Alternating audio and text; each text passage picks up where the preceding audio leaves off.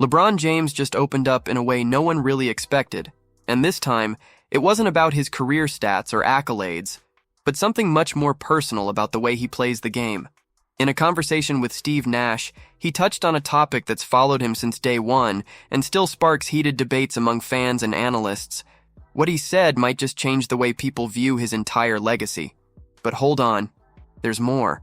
We've also got some buzz stirring behind the scenes in LA.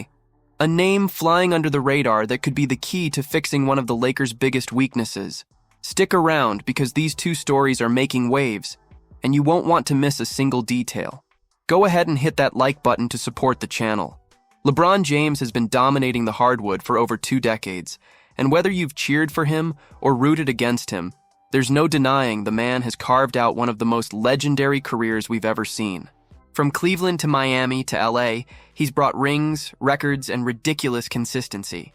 But despite all that greatness, there's one thing that's always followed him around like a shadow: the clutch gene debate. Yeah, you know the one, where folks question whether Bron should take every game-winning shot like MJ or Kobe would've. But LeBron, he's never played that way. He's always said he's about making the right play, not the most dramatic one. And on the latest episode of his Mind the Game podcast with Steve Nash, he doubled down on that mindset. LeBron explained that his approach was shaped from the jump, from AAU to high school, where he was taught to win the right way. He wasn't dropping 50 a night just because he could. He was focused on team success, championships, and helping his teammates thrive. That's what made him fall in love with the game, and he's never let that go, no matter how loud the critics get. He even brought up the 2020 finals, when he dished it to Danny Green for a wide-open 3 instead of forcing a contested shot. Green missed, they went to Game 6, and the haters came out in full force. But LeBron stands by it. "I'll take that play every time," he said, "because that's how he's wired. That's how he wins. And unless you've actually been in that arena, sweating under the lights with the season on the line, maybe hold the judgment." And honestly, with the rings, the finals MVPs, and the All-NBA selections, it's kinda hard to argue with the results. Now, shifting from legacy talk to something way tougher, man, hearts sank across the league when Jason Tatum went down late in Game 4 against the Knicks. No contact, just collapsed. Early signs point to a torn Achilles, and if that's the case, it could sideline the Celtics star deep into next season. Brutal. Even LeBron, despite the classic Lakers-Celtics rivalry, sent out prayers for Tatum on social media.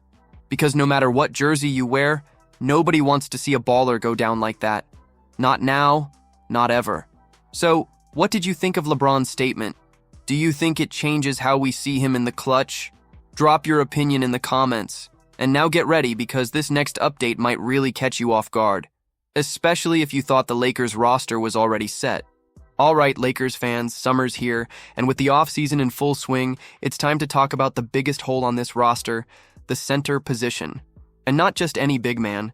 We're talking about a rim-running, shot-swatting, lob-catching beast who can mesh with Luka Doncic's pick-and-roll magic. Yeah, you read that right. The ideal partner in crime for Luka has got to be someone who can finish at the rim and anchor the paint.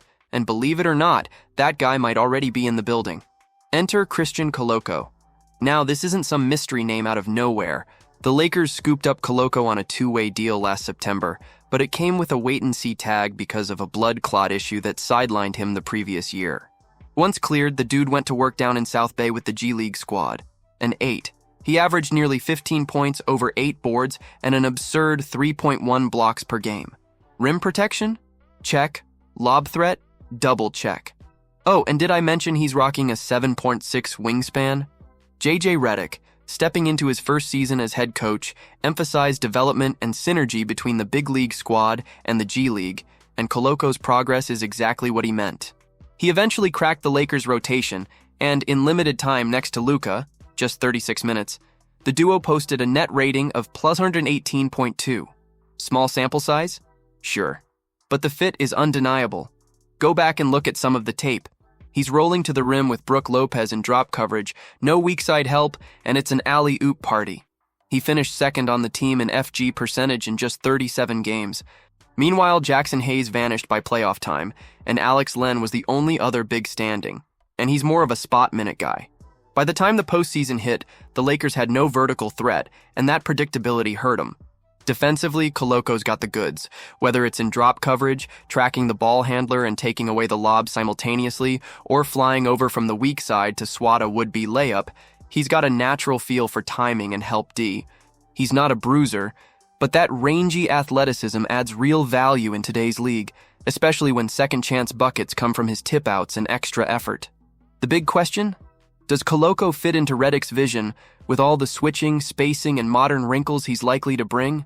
That's to be determined. But with the Lakers' limited assets and the difficulty of finding a two-way center who won't cost a fortune, giving Coloco a real shot might just be the move. He's not perfect, but he's intriguing, and already wearing purple and gold. Speaking as a true Lakers fan, LeBron showed once again he's not here to please the critics. He plays his way, and the results speak for themselves. As for the current state of the roster, if this name really gets a shot, the coaching staff might have found a low-cost fix for a major problem that hurt us in the playoffs. But it'll take guts to pull the trigger. Make sure to subscribe so you don't miss anything. The next moves could shape the entire season.